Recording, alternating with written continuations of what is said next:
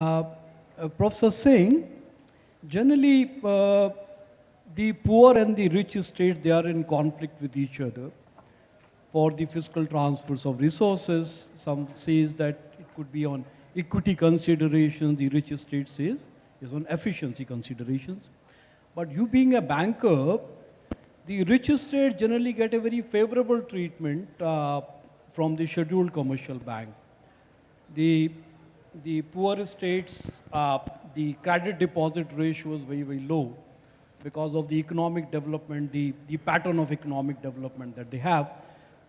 Is their economy is based on agriculture, small scale. So there is a capital flight that we have seen. So how do you really see this part of this? First of all, I must thank Samir to invite me. I should just clarify that, yes, I did work in the Reserve Bank, but my colleague Renu Kohli also worked in the Reserve Bank. So we are both from the same banking fraternity that we are, and therefore we exchange thoughts and notes often. Now, before I come to the pointed question that you are asking, I would like to make a few points. Actually, I would like to make two major points for the Finance Commission.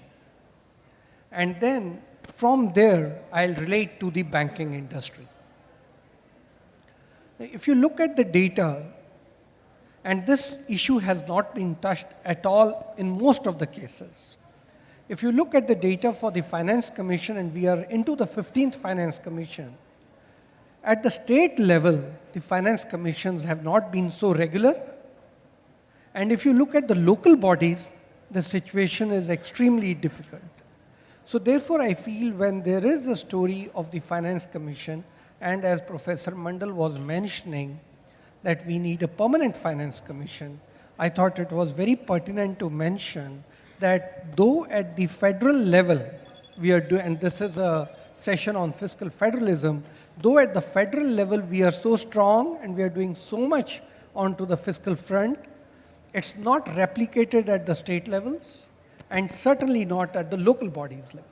Now let me also bring to your notice, when you look at the local bodies, there is not even a consolidated local body data in our country, even for Karnataka,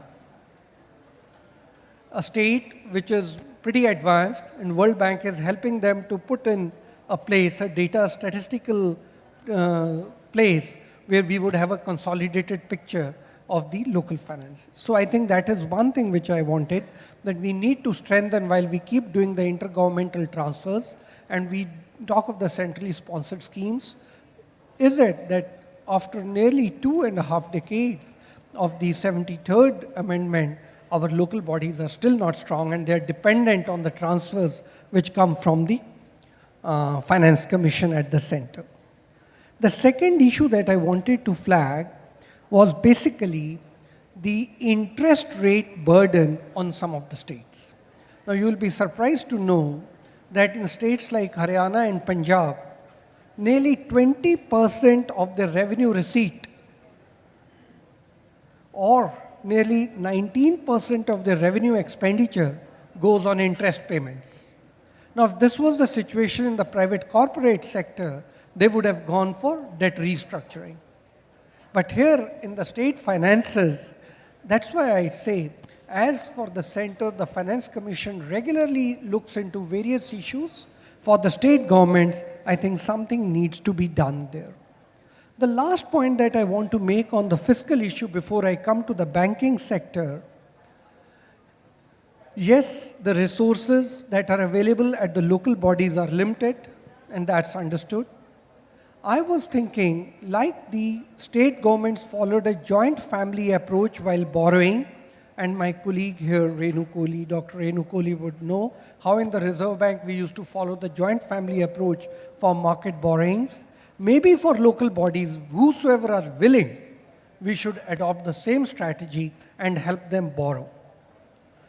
Now coming to the pointed questions that you mentioned, as far as the banking is concerned, I would like to say that if you look at the highest deposits and the highest credit numbers in crore, you are right. the western region is at the top, and Maharashtra and Gujarat are the highest in deposits, very prosperous states, very rich states, followed by southern region, Karnataka and Tamil Nadu, again as expected, followed by northern region, Haryana and Punjab, even Delhi. Delhi does much better than Punjab. When you look at the deposits, this is the picture. When you look at credit, because you spoke about the credit deposit ratio, when you look at credit, surprisingly, the western region again tops. And again Gujarat and Maharashtra on the top. The southern region again is number 2, Tamil Nadu and Karnataka. Northern region is number 3, again Punjab and Haryana. To that extent, the credit deposit ratio gets evened out. Now when you look at the latest trend that is happening, look at the growth rates and compare the credit growth with the deposit growth, you'll be surprised that credit growth is higher because of the absorption capacity, the way industry comes up in northern, western and southern region.